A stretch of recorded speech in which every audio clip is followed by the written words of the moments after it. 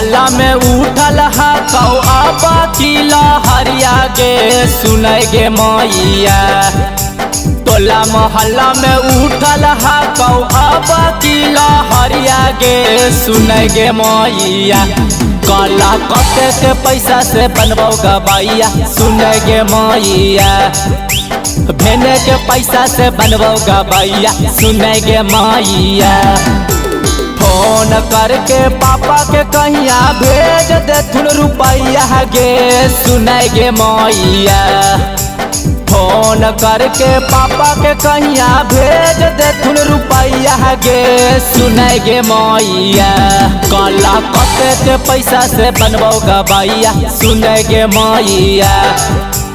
भेने के पैसा से बनबो गबैया सुनै गे मैया। के पैसा से बनबो गबैया सुनै गे मैया।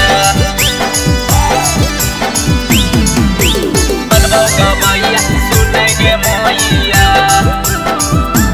काला कते के पैसा से बनबो गबैया सुनै गे मैया। 2-4 साल से हम हलियो परेशान गे नहीं चल हलौ मैया हमारो ये नाम गे हमारो ये नाम गे।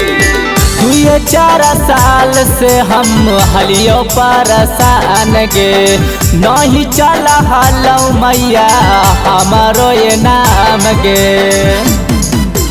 छठी मैया के देहनिया रगिया खुल गलै गियरिया गे सुनै गे मैया। छठी मैया के कहीं परबिया खुल गलै गियरिया गे सुनै गे मैया। काला कते के पैसा से बनबो गबैया सुनै गे मैया। भेने के पैसा से बनबो गबैया सुनै गे मैया।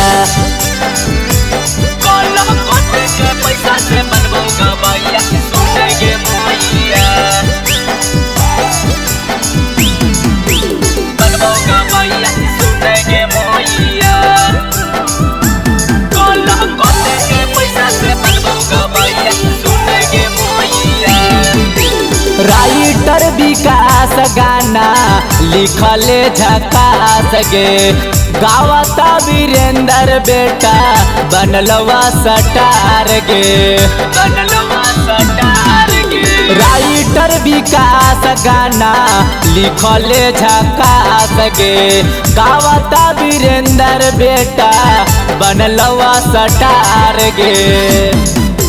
घरवा ये बनलौ 2 ताला गाड़ी 4 पैया गे सुनै गे मैया।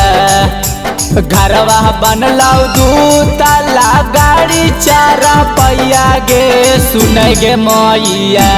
काला कते के पैसा से बनबो गबैया सुनै गे मैया।